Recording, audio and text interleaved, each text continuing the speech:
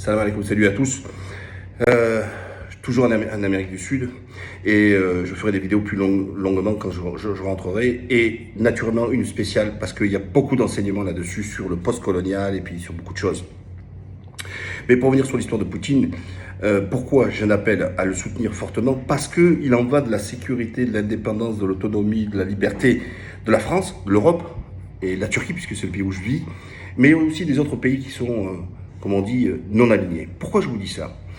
Regardez les circonstances. Je ne vais pas revenir sur le fait que le Donbass a été tabassé pendant 8 ans dans l'est de l'Ukraine.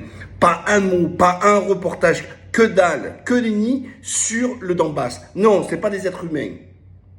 Pourquoi? Parce que l'Europe, parce que les États-Unis sont derrière Kiev.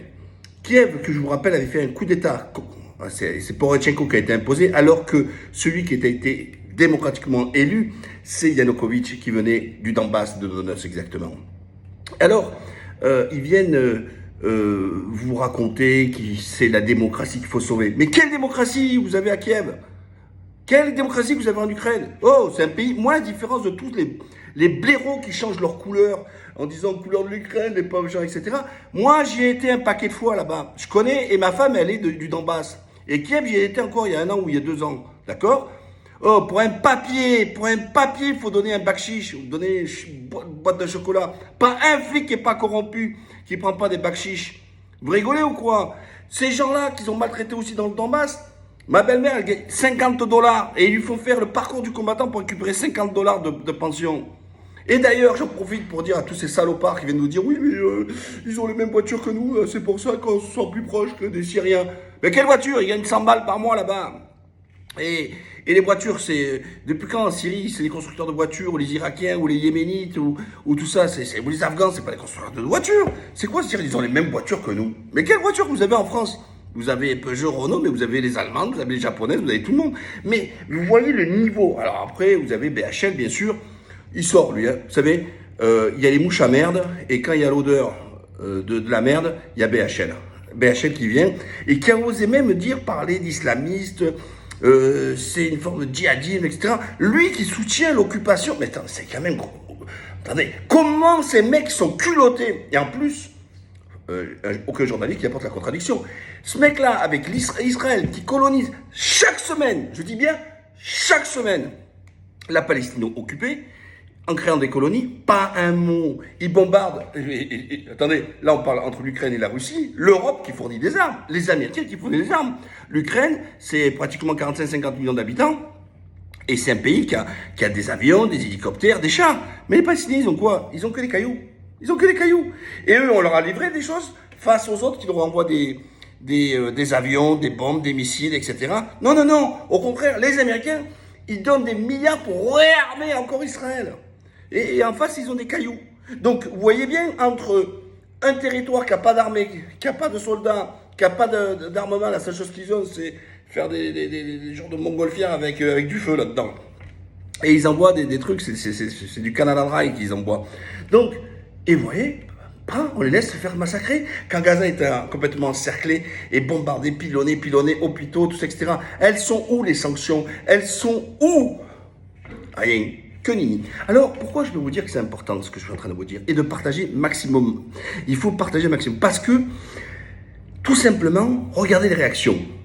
Visa, Mastercard, PayPal, et ça, je vous parle que de ceux qui touchent l'oseille, hein, d'accord? Les pépettes. Qu'est-ce qu'ils ont fait? Ils ont tout retiré. Alors, déjà, pourquoi sanctionner les populations et pas sanctionner un chef de gouvernement? C'est bizarre quand même, hein? D'accord? En général, on fait ce qu'on appelle, et c'est purement du droit en juridique, la sanction, elle doit être individuelle, elle ne doit pas être collective. Moi, je vois en Turquie, là, j'ai vu là, sur Instagram et tout ça, ils font la queue devant les distributeurs parce qu'ils l'auront supprimé. Donc ça veut dire que les Russes de l'extérieur se retrouvent à poil. C'est-à-dire ceux qui vivent à l'étranger, notamment en Turquie, ils sont nombreux. Ben, plus de visa, plus de Mastercard, à poil, plus rien, plus un radis. Et là, rien à foutre, hein. Ça, strictement rien à foutre. Et bien sûr, ceux qui sont en Russie. On voit même Airbnb qui est intervenu, Facebook avec les couleurs. Donc regardez ce qui est en train de se passer. Le monde est globalisé, le monde il est ouvert soi-disant, mais libre-échange et tout ça, etc. Mais regardez la stratégie. Pourquoi je vous dis que c'est important de soutenir Poutine? C'est qu'il se braque contre les États-Unis. Vous croyez que les États-Unis ils ont rien à faire des Ukrainiens? Mais franchement, les mecs ils mettent des murs, ce que vous voulez, pour pas avoir des Mexicains à côté de chez eux qui débarquent. Et vous croyez qu'ils ont une approche vraiment sentimentale avec des Ukrainiens? C'est purement stratégique. Et là où je vous dis de le soutenir, c'est que dans ce monde globalisé, ouvert, etc., mais sous contrôle américain, et que si Poutine y tombe, ça veut dire que c'est un avertissement à tous les chefs d'État qui ne veulent pas être alignés au monde, de leur dire si tu bouges, on t'allume. C'est ça que c'est en train de dire. Et pourquoi? Parce que quand vous avez Visa et Mastercard qui tiennent, peut-être, je vais dire des bêtises, 80-90% du marché mondial, hein, sur les cartes bancaires, tout ça, etc.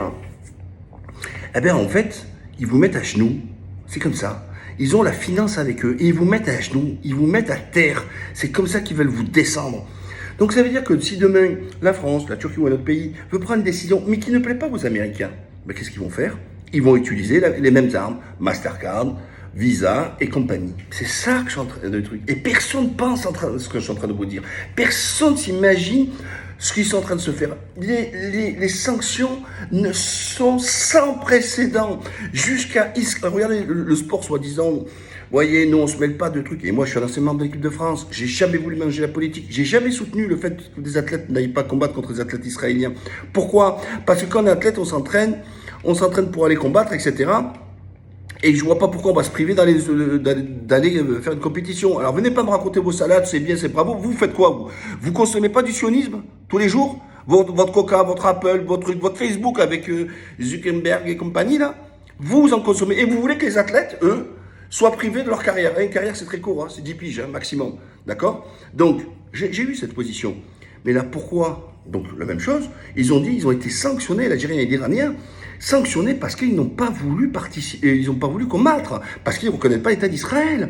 Et les autres ont dit c'est inadmissible, les médias français, tout le monde, et ils ont pris 10 piges d'empêchement de faire toute compétition parce qu'avoir refusé d'avoir une position politique. Et moi, je vous le dis encore, je ne suis pas pour le sport politique. Mais là, ils prennent une position en excluant les équipes de la Coupe du Monde, en les excluant de la Coupe de l'UEFA, en les excluant dans beaucoup de disciplines, etc.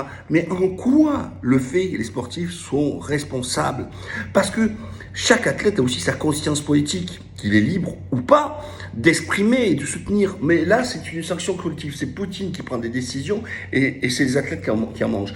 Voilà, tout ça pour vous dire, regardez un peu ce qui est en train de passer. Encore une fois, je n'ai pas la mémoire courte. Je sais que Poutine, ce qui s'est passé en Tchétchénie.